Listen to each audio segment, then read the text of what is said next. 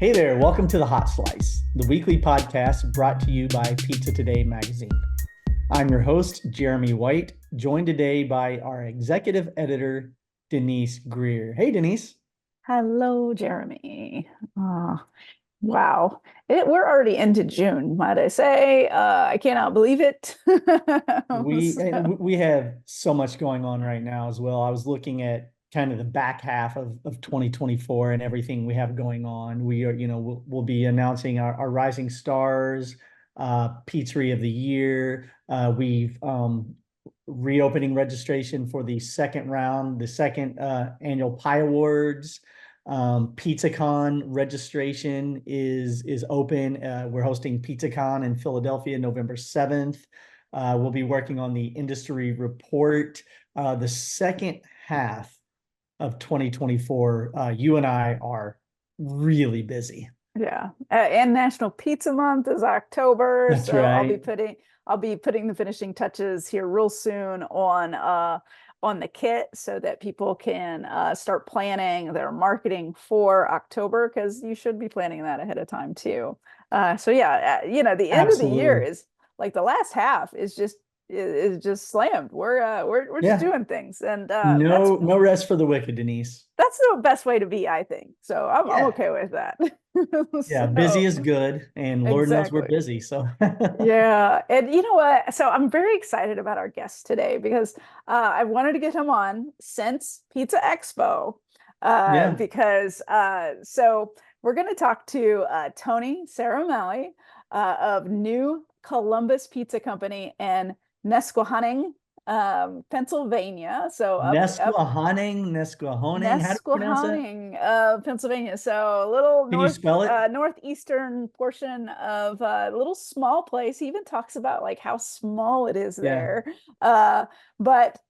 So he is our 2024 World Champion Pizza Maker of the Year. He won the Pan division at the International Pizza Challenge. He went Mhm. on to compete in the World Championship and took it. So he took it with a Sicilian, Yeah. which is an amazing things to be able to take a Sicilian to win the World Championship. Like it's so cool. He's got a great story of perseverance. When we bring him on, he'll tell us the story. But it wasn't his first time competing, obviously, and a lot of our competitors experience highs and lows, just like professional athletes in any chosen sport. There are highs and lows, and he competed in Pizza Pasta Northeast in Atlantic Mhm. City, and finished, I want to say, like 42nd or 45th. I mean, way down there, right? Yeah. Did not have a great showing. Did not perform to his expectations. Hmm. Essentially, pizza wasn't scored as well as he would have liked. It would be really easy to just kind of give up and say this Yeah. isn't for me. And persistence pays off. Just a couple of years later, he's winning the whole shebang out He's at Pizza Expo in Las Vegas. So And he'll really even impressive. tell you, I don't remember any of it because it is a whirlwind when that happens to Mhm. pizza makers. It really is a Yeah. whirlwind. But something that I absolutely loved about this podcast is when he talks about Old Forge style and how that Yeah. brought back his love for pizza making and it kind of sent him Yeah. on his mission. Because a lot of people don't know even what Old World or Old Forge style pizza is. So it's neat to talk about a style that a lot of people haven't heard about You're as well. right. So it's just kind of a fun little tidbit. No, you're Uh, right. And it's even people in the pizza industry. Now, I'm not just talking to American consumers. I'm not just talking about a consumer in Wyoming or California yeah. or Texas. No, people who make their living in this industry every single day. A lot of them aren't even familiar with the style and Yeah. what constitutes an Old Forge pizza. And Yeah. it's really cool to talk to him about that. Yeah, I'm actually wearing my styling t-shirt. Yeah. So it's got And it says Old all Forge. That's right. yes, it even has Old Forge on it. It has a bunch of styles. It's a Pizza Expo shirt. So Yep. it's got a lot of style. So I think it was meant to be that I wear this I think shirt for so. the podcast, Fortuitous. even though it's an audio version for a lot of people. If you get it on the YouTube, you're gonna see this shirt. So That's there we right.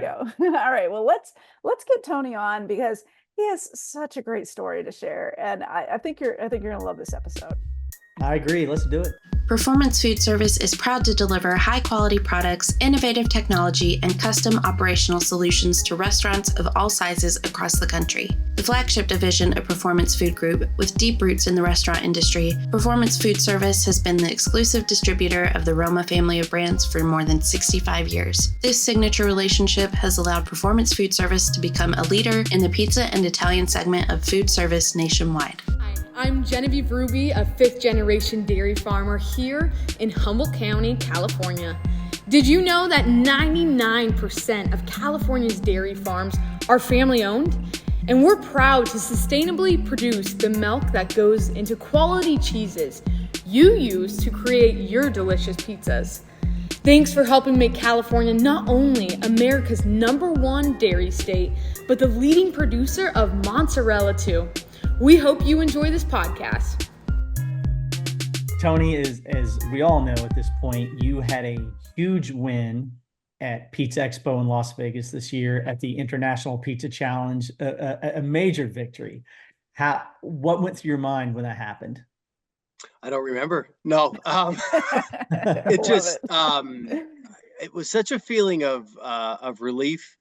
I have to tell you, because I really, my Facebook post was not cliche or anything. I really set a goal to really bring the best I could bring this year to Vegas, because my previous outing in Atlantic City, I came in third with a similar pizza, a Sicilian in the slice competition.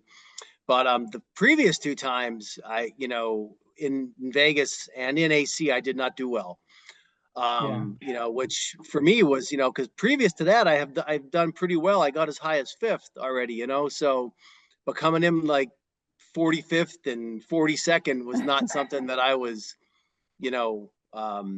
I was not keen to. So I was irritated at myself. I didn't know what went wrong. I made an Old Forge white pizza in Vegas last year in the pan division, and I topped it with some whipped ricotta and some crispy prosciutto bits. And I just don't know if the larger pizza world is ready for stuffed Old Forge pizza yet. So I wasn't sure if they got it. I wasn't sure kind of what they knew about it or not. So I really set a goal. I mean, it wasn't a lie. I probably made that pizza or a version of it 1,000 times, Mhm. Yeah. and like I even set out like cardboard cutouts and how I was going to top it, and like it was nuts. I did all that stuff. So it was really a feeling of accomplishment and relief to, like, I finally, even just for the pan division, I would have been happy. Like that would have been great. I won something, and it was really accomplishment for me. It was relief.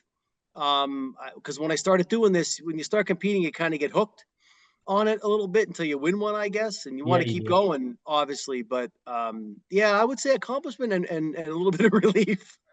I can imagine. Before Denise, I know Denise has lots of questions for you. Yeah, But walk us through really quickly. Walk us through the pizza that you made last year in the pan division, and then of course the earned you the big win after that. Walk us through exactly what it had on it. Was it on your menu before the competition? Is it on your menu now? Just kind of tell us about that pizza. Yeah, so no, it was not on our menu. So it was a Sicilian pizza, not a crazy thick Sicilian. I don't like them, crazy, crazy thick. So, probably about inch and a half, whatever, more like a Detroit thickness, I would guess. But it was a Sicilian pizza, it was a 3-day process, with the starter and all that stuff, really well fermented dough, all the best ingredients I could import and get for the flour and all that stuff. Then I topped it with, a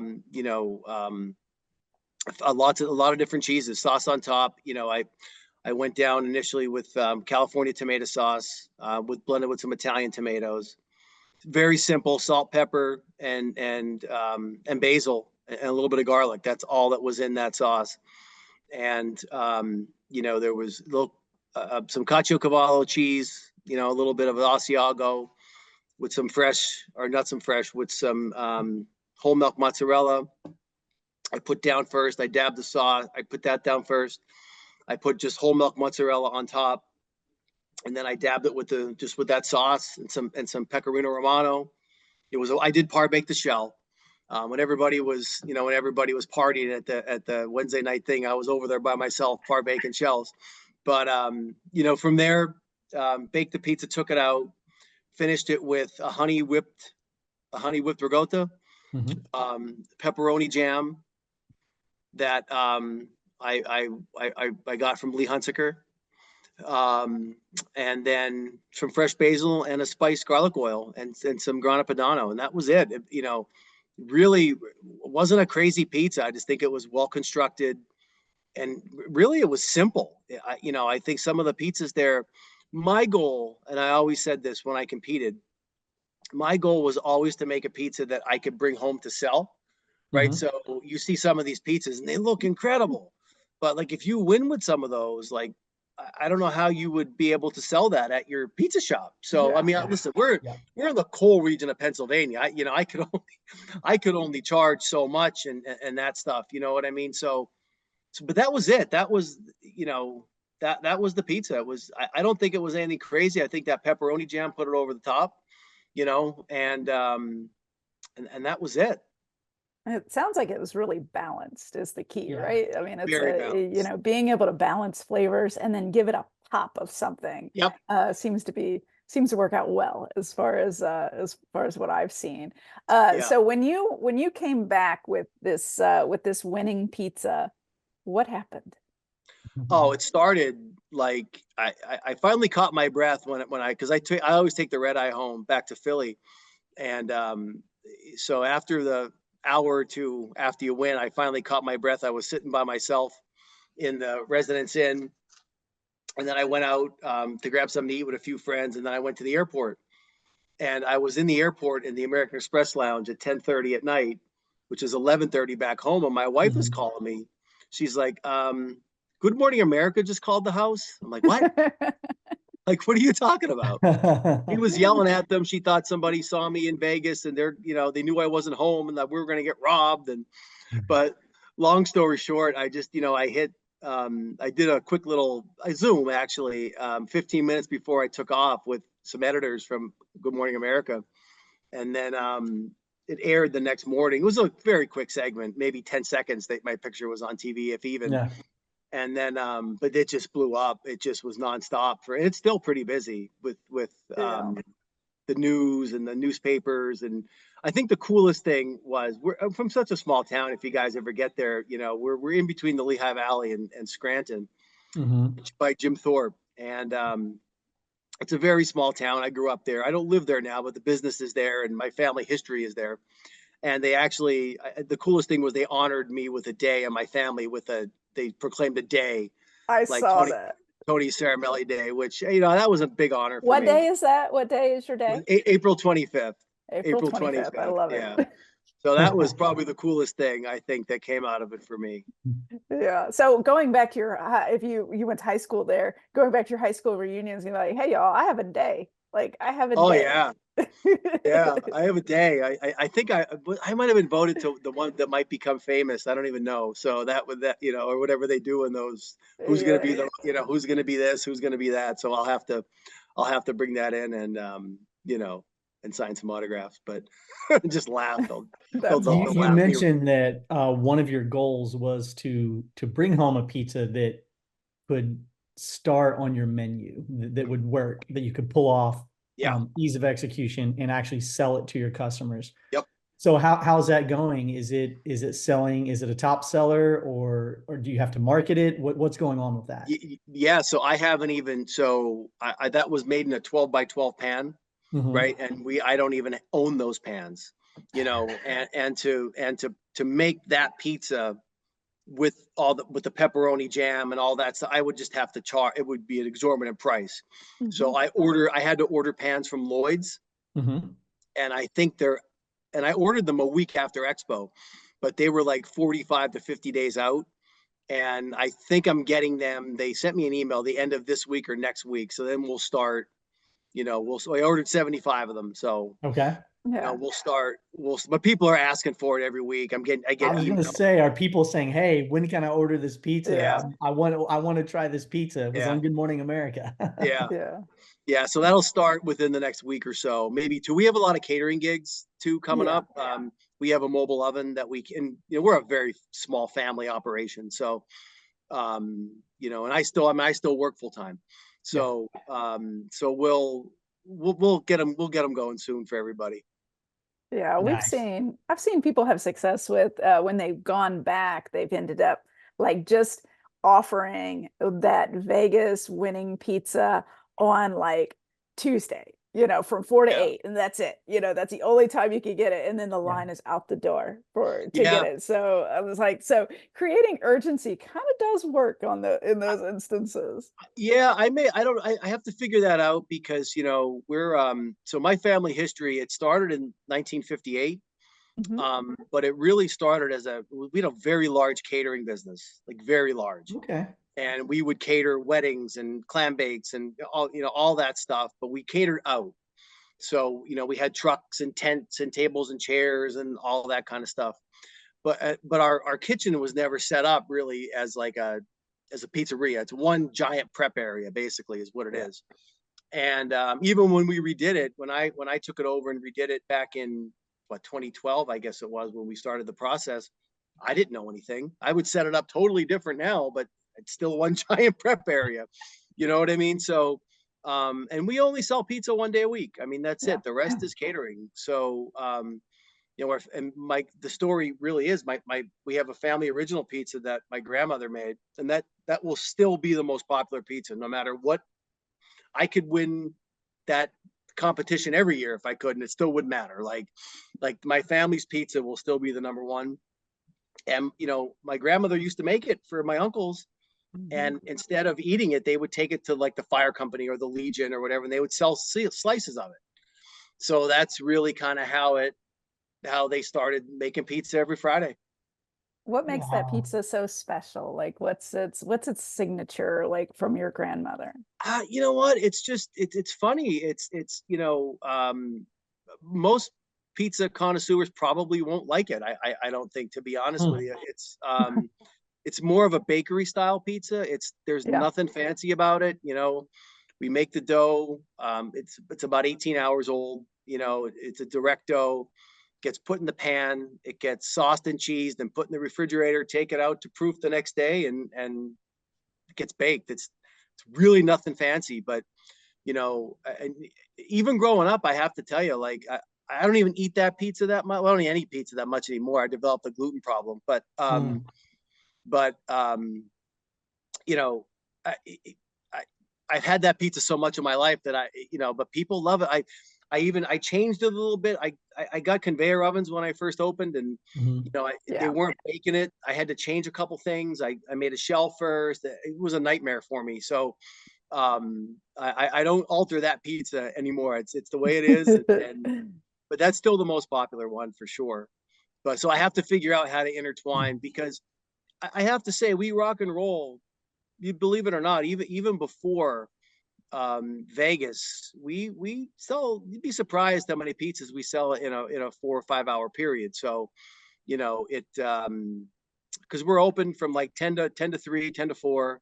That's it, and then we're done. Because we have a very big. Because it was people always came in the morning for it, so Mhm. they're still accustomed to come in the morning to buy stuff, which I don't complain about. I get to go home and relax a little bit. So Yeah. Yeah, a lot of pizzeria owners would love to be able to keep those hours that you are yeah, able to keep, right? yeah. Yeah. I'd say, and that's why I say we operate more like a bakery. We're very early in the morning, and as the afternoon comes down, even when I would push the hours now to from say 11 to 6. Hmm. After 2 o'clock, we would have like 5 orders. I'm not going to stay here and do that. You know what I mean? So Yeah. Mhm. Makes a lot of sense. What's your catering focus? Like what types of catering are you mainly concentrating on? we do anything. I mean, we'll do anything. I mean, mostly Italian fare. You know what I mean? But Mhm. with that wood fired oven, I mean, prior to getting the wood fired oven, we would do your pastas, your chicken, your meatballs, your veggies, your Mhm. salads, your buffet or in buffet style normally, and Yeah. then we would have the like the cocktail hour, we would always call it, like, like the antipasto, the pepper Yeah. shooters, all that kind of stuff.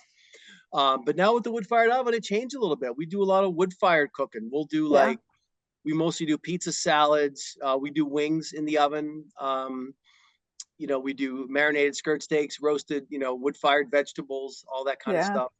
Well, that's You know, good. Are you going to mainly private parties or festivals, or kind of who's your audience when you're doing So these catering gigs? yeah, mainly catering, mainly private parties. Hmm. We did festivals. We did one last year. Two of our guys that helped me a lot for the festivals got sick, so we don't. Yeah. I just don't have the manpower to do them. They're a lot of work. Yeah. They are a ton of work, and and really the thing with the festivals is, and they're great, but if you get 2 rainouts, like 2 days of rain, now Yeah. you're sitting on all this product that Yeah. So Yeah. mostly I prefer private catering, Yeah. hands down, when we can do it. We go to a couple breweries here and there, but we bring so much food, and then when it's gone, it's because I hate to like not be able to use it. Yeah. Not even selling it. I hate wasting it. So Absolutely. And If Tony, we, oh, go ahead, oh, Denise. no, Go no, ahead. no, go ahead. You've got a great question. I know you do, Jeremy. Always great questions. No, so you are a member of the World Pizza Champions, and your collective, the World Pizza Champions, published a book this year called The Pursuit of Pizza. You have a recipe in that book. I just wanted to ask Yeah. you about that, about its history and its development, and what it means to you, and why, of all the recipes that you could have chosen, why did you choose that particular one for the book? yeah. So I actually credit the town of Old Forge. My wife is from Old Forge. Okay. Yeah. I never even, I don't know, where are you guys from? Louisville, Kentucky, Southern Indiana. Southern Indiana. Yeah. So it was funny, where I grew up, we did everything in the Lehigh Valley, Mhm. right? We did Mhm. everything in the Lehigh Valley. We never went north of a town called Hazleton for much at all. So I knew nothing of Old Forge, nothing at all. And when I met my wife, we went for Old Forge Pizza on our second date. And this was what, 25 years ago almost when I met her, 22, maybe 22 years ago when I met her. And I'm sitting there thinking I'm going to get a round New York style pizza. I didn't know anything about it, right? And they bring out Old Forge Pizza, which I'm sitting there looking at it, and I'm like, well, this looks kind of similar to my family's pizza. It's a little different, but the Yeah. same style. Like, there's similarities to it. Mhm. Then I looked around and I saw the places were all jammed. I'm like, oh my God, I can maybe make some money making pizza like this. So I credit Old Forge and the people of that town. There's so many wonderful people, pizzeria owners. I credit them with reigniting my spark into really getting back into making pizza. Yeah. Really. So, and I fell in love with that pizza. I love the pizzas in that town. They're different. They're unique. And that white pizza is something that I really enjoy making. Yeah. I actually made it one time in Vegas and I came in fifth. That's why I made it the second time. It didn't work out so well, but Yeah. I made it the one time. I stuffed it with broccoli rabe and sausage, and I did really well in the pan competition. But that pizza is special to me. Number one, because I love it. The simplicity of it, I think is great. There's so much you can do with it, whether if you want to stuff it with stuff or just have it cheese, it's I love it. But I think I did that recipe, in all honesty, for two reasons. One, I knew nobody else in the team was going to do it, number one. So I knew I'd have a pretty good shot of getting in the book with it. But the second reason, probably the most important, was really that town, that pizza, even though I'm not from there, really inspired me to get back into pizza making. So that was my reasoning for putting that out there. And I think also too, there's so many people in the pizza world. Like, there's a lot of great pizza in Northeastern Pennsylvania that I don't think we really get the credit for. There's so many good pizzerias from like the Hazleton area, a little bit south, all the way up north, and a lot of different styles. We make a pan-fried Sicilian pizza. That's my favorite pizza. And I think I just kind of want to put Northeastern Pennsylvania on the map as well, and kind of showcase what we do here.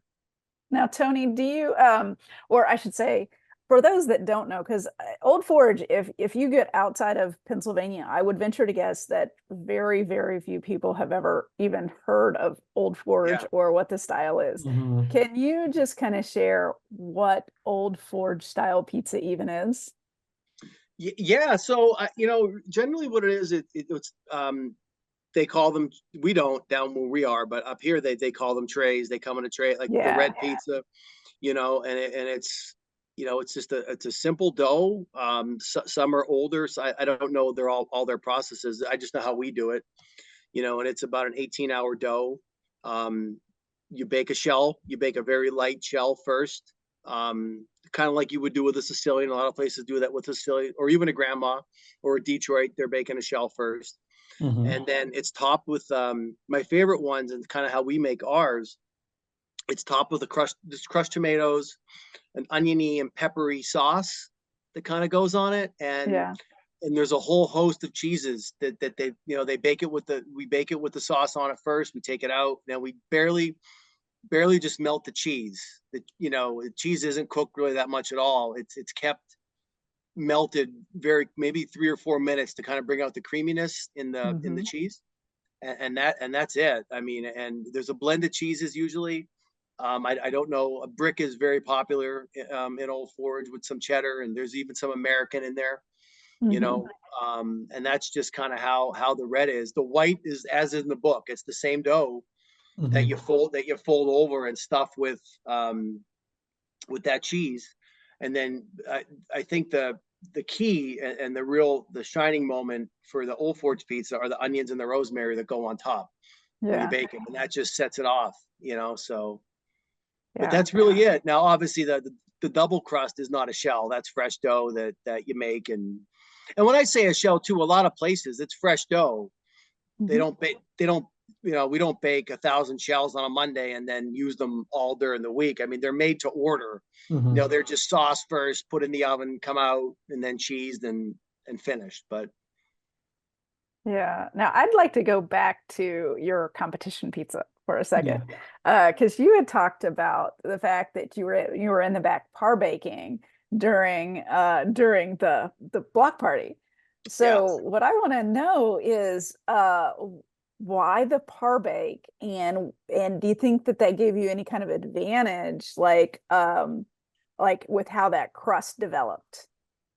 so I did the par bake. Um, I didn't probably need to do the par bake because it was a well fermented dough. I really didn't have a risk of a gum line or anything. But the main reason why I did the part, well, two reasons. One, because I had to compete at 7 o'clock in the morning on Thursday. So I wanted to ensure that Sorry. at least, but no, it was fine. Listen, I was in bed early. It was fine. But I wanted to ensure that I was ready to go. But I did it also to make sure I got a perfect bake. Like I Yeah. wanted to ensure that I wasn't going to run the risk of having a gum line or any of that, even though I wouldn't have, but that was probably the main reason why I did it, just to ensure real crispy. I wanted crisp all around that pizza. I didn't want to have a soggy center or any of that stuff. Hmm. Now, do you par bake for your catering gigs or for your shop? No, No. Okay, no, I but was curious. I know the ovens. I know the temperatures. You know what I mean? Like Yeah. when you're in Vegas, it's not, I mean, you just don't know how the oven's going to perform. If a lot of people are using it, it says 525 or 540, but it might not be. Then you have to wait for, then you're holding people up and all that stuff. So I felt that doing the par bake there would ensure me the time I Hmm. needed to get that perfect crunch that I was Yeah. looking for. Tony, what Gotcha. tips do you have for anyone who is going to be competing next year at Pizza Expo? Maybe their first time competitor, or maybe like yourself, they've competed before and haven't always generated the results that they would like. What advice can you pass on? So I think the biggest tip that I got, everyone goes to Vegas. They really have great ingredients. If you're going to compete, I mean, you're practicing. I would hope they Mm-hmm. are, Mm-hmm. all that stuff. So I think they're doing all the right things with that. Um, I think a few things. I don't want to say keep it simple, but obviously have a well-balanced pizza that I personally think you could take home and sell. That would be one thing. I think secondly, and I learned this from Derek Sanchez, was you really have to plan it out. Like, so I got them laminated. Like I literally had note cards written, like step 1, parbe, step 2, cheese mixture 1 down, step 3, cheese mixture 2 down. And I had everything labeled, and because people are in front of you, and they're watching you. And, the more and more you do it, the less you care about that stuff. But if you're just starting out doing that, like it can be very nerve wracking. It can be very nervous. You're not in your element. So if you stay focused to that, and just kind of follow that order you put it in, I think you'll be pretty successful. And then I put headphones on and listen to Bruce Springsteen the whole time. So nice. I love it. I love it. Well, I'll ask you this question because I'm just curious, because you said that that you had placed like 40th sometimes, and then to hit those higher 3, 5, and first place finishes. What was the difference in the pizzas that ranked 40th versus the pizzas that ranked number 1? So the one pizza, the first one that I did not do well in was in Atlantic City, and it was traditional. It was a round pizza, and it wasn't getting brown in the oven. I had it in the oven way too long. It went from not being brown to almost being burnt. And honestly, in retrospect, if I can go back, I would have taken that pizza and threw it in the garbage and been like, "You're not even judging." I would have felt better about that. Yeah. So that was the problem I had with that pizza. And I blame myself on that. And I wasn't in the right headspace, to be honest with you. My father had just passed away, and I was just, I was there, but I wasn't, if that makes sense. So I just I just didn't think through that competition well. The second one, I don't know, to be honest with you, because I made that, that Old Forge white pizza that I made. I did well with it one time, like I said. And I thought that may have been one of the best Old Forge pizzas I've ever made, the one that came in 45th. So I just don't know. I think the world wasn't ready for Old Forge, maybe. I don't know. I don't think they knew, because you know what it was? The last time I did okay with it, it was open judging. So I got to explain to the judges kind of what it was, where it was from, all that stuff. I think when they get a pizza that they're not familiar with, and then I couldn't put Old Forge on it because people will be like, well, they'll know it's you. They'll make it disqualified. So I couldn't say that. So I don't know what happened with that pizza. I really don't. I gotcha. Other than maybe they just didn't get it, you know. So, and then to come in, and then just, I went back to really, when I started developing the pizza that I won with, I said, well, I'm going to give them something they know. They know Sicilian pizzas. I'm just going to try to make the best darn one that I can, and go from there. And to be honest with you, if I wouldn't have came in third in Atlantic City, that probably would have been it for me. That would have been like, I'm done. Yeah. So, yeah, it can be discouraging. I understand. Yeah. So coming in third, kind of like, all right, well, I'll give this one shot in Vegas and we'll see what happens. And it kind of worked out. So that's great. So perseverance. I'm glad you did not give up. Yeah. We could keep you on all day and just keep asking you 100 questions. I am free till I have time. So, but I'll close this out on one question. What, after a big win like that, what's next for you and for your pizza business? And are you going to compete again? Or are you going to say, no, I'm retiring on top? Yeah. Well, I can't compete in Vegas anymore, right? That's it. So I know there's the best of the best, but I told Denise, I said, when I first started going to Expo, I started helping Tony. And that's when, we were there at 5 a.m, getting stuff like getting ready for, then you start competing. Like, I've never fully taken in an Expo when I've had nothing to do. So, I could do best of the best, I guess, but I don't think it'll be next year, because I want to go to an Expo and enjoy it and take in seminars and do all that kind of stuff, and, but as far as the pizzeria goes, I don't know. I have some opportunities that we're looking at. to expand. I mean, we'll see where they come, Mhm. after the, I just don't know. It'll be interesting. It has to be the right thing for me and my family, Mhm. and then, but we're looking at opportunities. And if they come to fruition, we'll see where they go. I think if you guys ever see where we are, and that's always been my fear. I tried it one time, like we sell so many pizzas in one day, and kind of I mean, if you saw our pizzeria, it looks like a house, right? I mean, the Yeah. basement is a fully commercial restaurant kitchen, the cost, 100 and I don't even know at this point, 100 and some $1,000 to full, all the equipment, the hoods, it's, PA Department of Agriculture, all that stuff. But I don't, opening there more, I don't know that I would sell that much more pizza, if that makes sense. Mhm. Yeah. When you see it someday, you'll kind of understand. You might, I kind of see what you're getting at. So I don't know. We're looking at opportunities, and we'll see where they go from here. I mean, you never Yeah. say no to anything, right? So I'm gonna try to hit you up on that one day that Yep. that you're open, because there's a bike trail that I want to do in Lehigh Valley.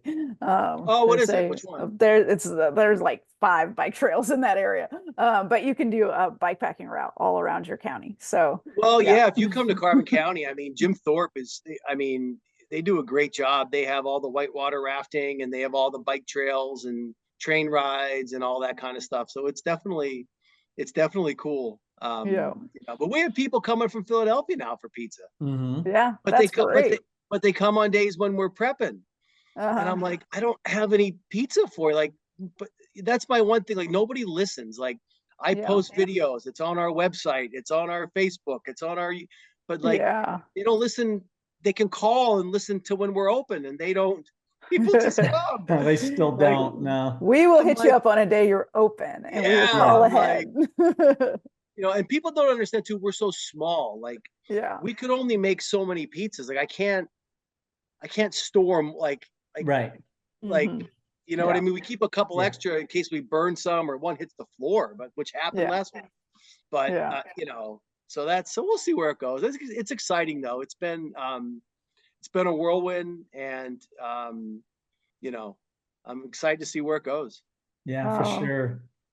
we're very excited too. Well, thanks so much for popping on the podcast with us, Sure. and giving us the lowdown, because a lot of people are really excited to hear your story I and appreciate it. about that big win. Yeah, if you Yeah. guys ever need anything, hit me up. I'm always here. Awesome. Tony, congrats again. Thank Thank you. you. And have a great day, friend. You too, All guys. right. See you Take later. care. Bye. Bye. Bye-bye.